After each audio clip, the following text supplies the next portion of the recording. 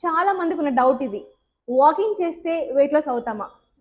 అంటే ఇప్పుడు వేరే ఎక్సర్సైజులు కానీ ముఖ్యంగా మనకి నేచర్ మంత్రాలు లేకపోతే నేచర్కి సంబంధించిన ఎవరు ఏం చేసినా యోగా చెప్తాం. అయితే ఇప్పుడు వాకింగ్కి వెయిట్ తగ్గడం అనేది ఏమి చేయని వాళ్ళు ఉంటారు కదా, ఏజ్ ఎక్కువ ఉన్నోళ్ళు లేకపోతే బాడీ సహకరించిన వాళ్ళు, వాళ్ళకి వాకింగ్ సూపర్. వాళ్ళకే కాదు, షుగర్ ఉన్న వాళ్ళకి కూడా తిన్న తర్వాత అద్భుతం. ఇక వాకింగ్ అనేది దాని మించింది ఉండదు తిన్న తర్వాత.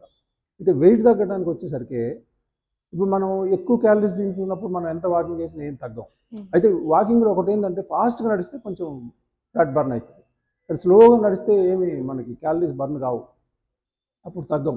అంటే ఫాస్ట్గా ఏంటంటే ఫాస్ట్ నడవాలి, అవసరమైతే రన్నింగ్ అదంతా ఉంటాయి కదా, అట్లా చేస్తే కనుక తగ్గుతారు. కానీ అసలైతే ఒక యోగాలో ఒక అద్భుతంగా తగ్గొచ్చు మనకి. ఎందుకంటే యోగా అనేది ఏ పార్ట్లో తగ్గాలన్నా, స్టమక్ తగ్గాలన్నా లేకపోతే ఇంకెక్కడ బాడీలో ఎక్కడ తగ్గాలన్నా దాంట్లో ప్రతి పార్ట్కి ఒక ఆసనం ఉంటుంది. అక్కడ ఏ పార్ట్ తగ్గాలనుకుంటే ఆ పార్ట్ తగ్గేలాగా యోగాలో ఉంటుంది. వాకింగ్ మాత్రం అద్భుతాలు చాలా ఉన్నాయి వాకింగ్లో, కానీ వెయిట్ తగ్గడం అనేది కొంచెం స్లోగా తగ్గితే దాంట్లో అంత వెయిట్ తగ్గం మనం.